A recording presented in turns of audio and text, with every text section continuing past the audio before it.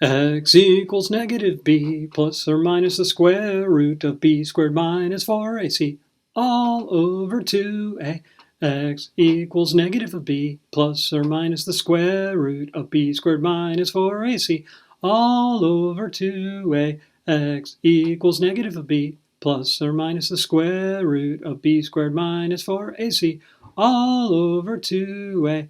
X equals negative of b plus or minus the square root of b squared minus 4ac all over 2a. Yes, that is the catchy new song. You need to sing it. You need to learn it. Some of you know it because of siblings in the past. It's the quadratic formula. It is extremely useful, and you may have noticed that the discriminant is hiding in the quadratic formula. Yeah, it's right there. So you could change the words to this song. It's not quite as catchy, but you could say x equals the negative of b plus or minus the square root of the discriminant all over 2a. It's not quite as catchy, but the point is taken.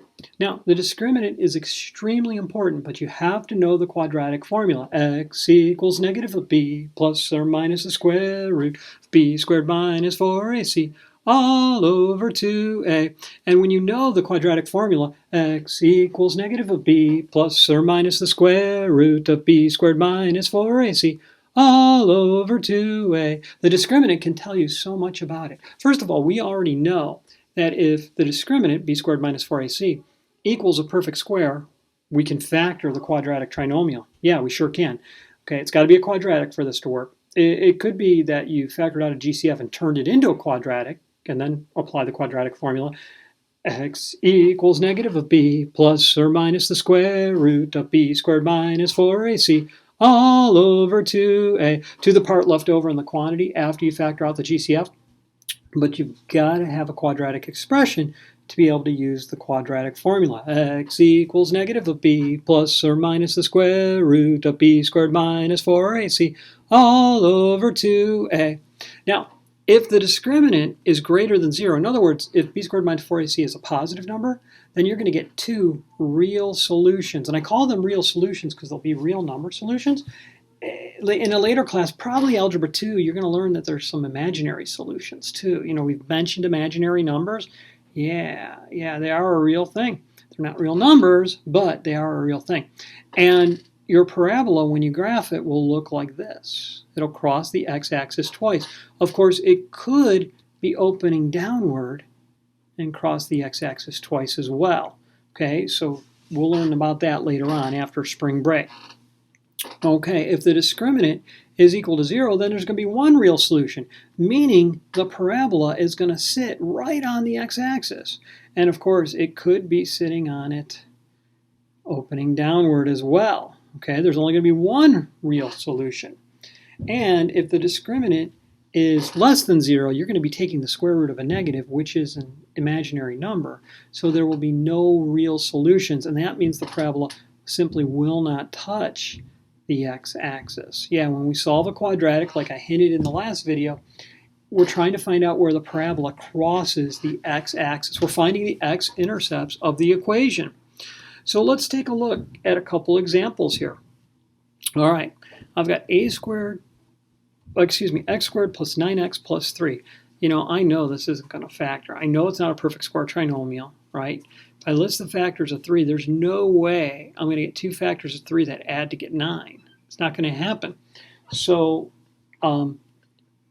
if I check the discriminant really quick, it's not a dumb idea to list out A, B, C. You know, A, B, C, easy as 1, 9, 3. Okay, and when I check the discriminant, the b squared would be 81 minus 4 times 1 times 3. I think that's going to end up being 69, which is a positive. So there are going to be two real solutions, but I'm not going to find them by factoring. No, I'm going to have to use the quadratic formula. So I'm going to have to use x equals the negative of b plus or minus the square root of b squared minus 4ac all all over 2a. Now, some of you are thinking, well, wait, why did I write down 9 squared minus 4 times 1 times 3 when I know it ends up equaling 69? Well, I wanted to model how it's used, okay? I like to find the discriminant first to know how many solutions I'm going to have to find. And it's part of the problem anyway, so it's not like I'm doing an extra step. I just like to find the discriminant first. So I'll do negative 9 plus or minus the square root of 69 over 2. All right. Now, I actually have two solutions right here. I have negative 9 plus the square root of 69 divided by 2, and negative 9 minus the square root of 69 divided by 2. Those are two real solutions. Those are called the exact answers. The exact answers. Now, sometimes they will want us to estimate our answers. These are the exact answers. Okay? Exact answers or exact solutions. All right? If they want us to estimate, well, then I'm going to have to go to the calculator. Okay? So let me see here. Let me get my calculator out. Come on, calculator. Where are you? Open up. I already opened you. Where'd you go? Oh, I guess I didn't already open it. I thought I had. Oh dear, it's validating my software license. Okay, so I'm going to need negative 9 plus the square root of 69. And I put that all in parentheses so I can divide that by 2. All right, that's how you can enter it, doing it in one step. So I'm going to get about negative 35 hundredths. So that's one of my solutions. So let me go and get that recorded there. So x is approximately, oh no, we got some serious doodle boppers going on here. 35 hundredths. Or x is approximately, and now I love my calculator because instead of typing all that in again, I can just go second enter and change that plus square root of 69 to a minus. And this will get me the other real solution, which is about negative 8 and 65 hundredths. Okay, so I'm going to get negative 8 and 65 hundredths. And there we go. So these are the exact answers, and these are the approximate answers. All right? Okay, let's take a look at number 2. I want you to use the quadratic formula. X equals negative of b plus or minus the square root of b squared minus 4ac all over 2a. I like finding the discriminant first, so I'll do a, b, c.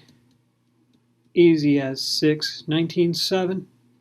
And then I will do b squared, 19, minus 4 AC. And so I'm going to get 361. Let me see, 42, 84, 168. I think that's 168. So 361 minus 168. Okay. Let's see here. That would be 200, but I'm going to borrow, so I'm going to be in the 100ths. Okay, so I'm going to have 11. That's going to be 3, 35, 16. That's 19, I think, right?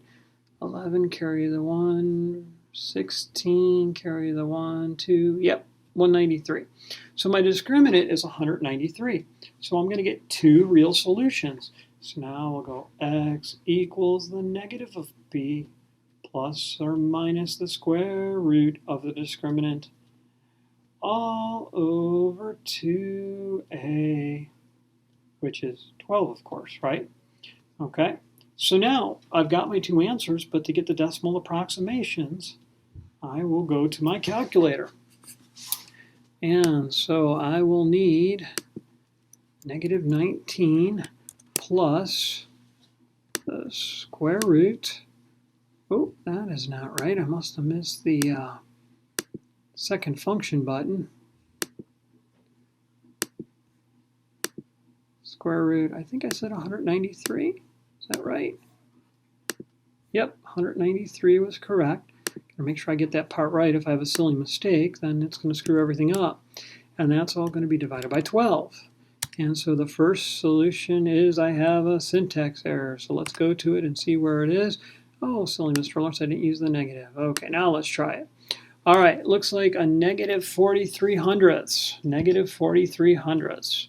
So x is approximately negative 43 hundredths, or x is approximately, and I will need to find the other root, and so I will do second enter, and I will arrow over, change that to a minus, hit enter, and get negative 2 74 hundredths. Okay, so that'll be negative 2 74 hundredths. There we go. There's our two approximated answers. All right, so right off the bat with number 3, I'm going to do A, B, C. Easy as 2, 6, 9. Okay, and I'll go find the discriminant, so that'll be 36 minus 4AC. And so 18, 36, 72. So that's 36 minus 72. So that is, I have a mistake. Yeah, no, I think I did that right. I think I did that right. I think I just, when I made my problem, I made a goof. 36, yeah, 36 and 272. So this is a negative 36. So there are no real solutions. So I won't use the quadratic formula. I can't use x equals negative of b plus or minus the square root of b squared minus 4ac all over 2a, because I'm going to have to take the square root of a negative. All right? I think I want to change this fourth problem here. I want to change this fourth problem. I'm going to change it because I had a specific example I wanted to work out. So let me leave it as x squared plus 6x plus 9. And some of you are going, hey, it's a perfect square trinomial. I know it is, but I'm going to pretend like I don't know that. I'm going to say A, B, C. Easy as 1, 6, 9. And I'm going to go find the discriminant. So I'm going to do b squared, which is 36, minus 4 times 1 times 9, which is 36, minus 36, which is 0, which means there's one solution. And that makes the quadratic formula way simpler, because I'm going to have x equals the negative of b plus or minus the square root of 0, which I can ignore, can't I? All over 2a. So my x-intercept is actually going to be negative 3. Okay? There's only going to be one solution because my discriminant was 0. And if I do negative 6 plus the square root of 0 and divide by 2, it's going to be the same as negative 6 minus the square root of 0 divided by 2. All right? So that's the quadratic formula. Hopefully you love the song and you're learning it.